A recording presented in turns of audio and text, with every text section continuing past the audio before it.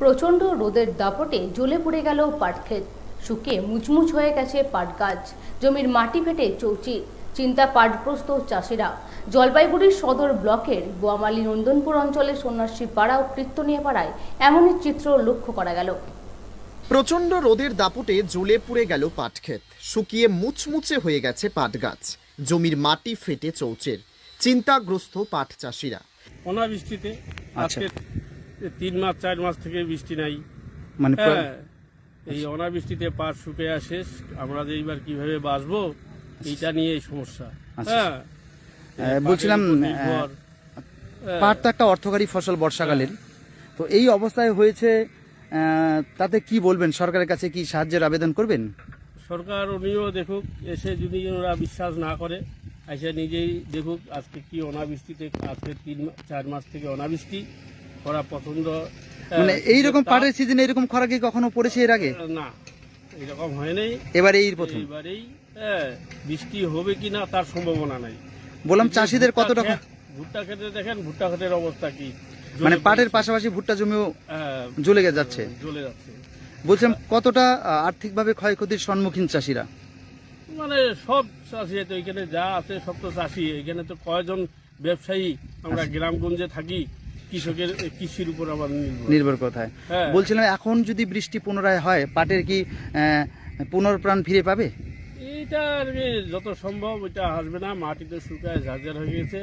যদি সেই রকম বৃষ্টি হয় তাহলে কিছুটা হলেও হতে পারে। হ্যাঁ, কিছুটা হতে পারে। আর যদি সামান্য হয় তাহলে তো আবার জ্বলে পড়ে শেষ হয়ে যাবে। হ্যাঁ, এমনি তো গরম প্রচন্ড। কি নাম?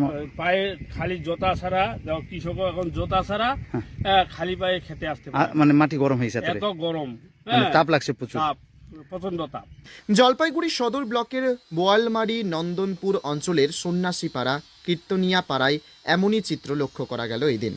পাট চাষি ধুমু রায়, হৃদয় বার এবং রামপ্রসাদ রায়রা বলেন, এবার তারা পাট চাষে ভীষণ ক্ষয়ক্ষতির সম্মুখীন হতে চলছে।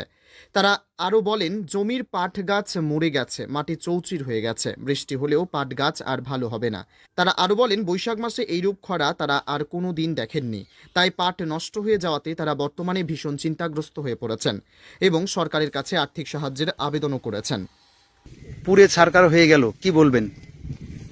বলতে চাই যে এই 3-4 মাস ধরে আমাদের এই যে কৃষক ভাইয়েরা, অনাবৃষ্টি নাই, একদম খরা, মাটির মধ্যে আমি দাঁড়িয়ে আছি, মনে হয় যেন পাটা পুড়ে যাচ্ছে আর এবং পাটা রাখা যাচ্ছে না, এরকম অবস্থা। এইরকম অবস্থা, মনে হয় যেন পাটা ঠোসা পড়ে যাচ্ছে। সারা পৃথিবী এই বোয়ালমারির মধ্যে যতগুলা আমাদের কৃষি আবাদ, মেন হলো আমাদের ভুট্টা জায়গা সমস্ত জায়গাটাই শেষ হয়ে গেছে। আচ্ছা, আর পাট তো যাচ্ছেই, পুড়ে যাচ্ছে। মানুষও কিছু কিছু অংশ আজকে হলদিবাড়িতে অসুস্থ হয়ে হসপিটালের মধ্যে ভর্তি হয়ে আছে। আচ্ছা, এটা কি গরমের কারণ?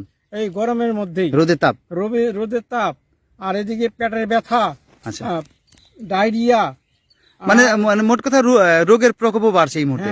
ডায়রিয়ার প্রকোপও বাড়ছে। হ্যাঁ,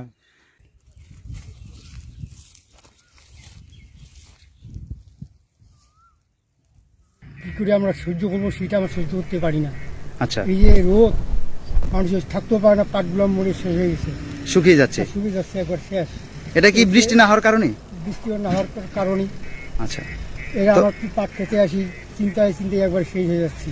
বলছিলাম এই এখন বৃষ্টি হলে কি এটা আবার পুনরবস্থায় ফিরবে না এটা ভালো হবে না? ভালো হবে না।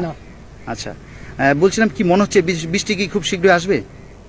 মনে তো দেখি না বৃষ্টি আর আসবে না, খুব শীঘ্রই আসবে না। তো আপনাদের তো অনেকটাই ক্ষয়ক্ষতি হতে চলছে। ক্ষয়ক্ষতি হচ্ছে, টমেটো ক্ষতি হয়েছে, এদিকে পাটেরও ক্ষতি হয়ে গেল। আচ্ছা, ব্যুরো রিপোর্ট, পিবি নিউজ।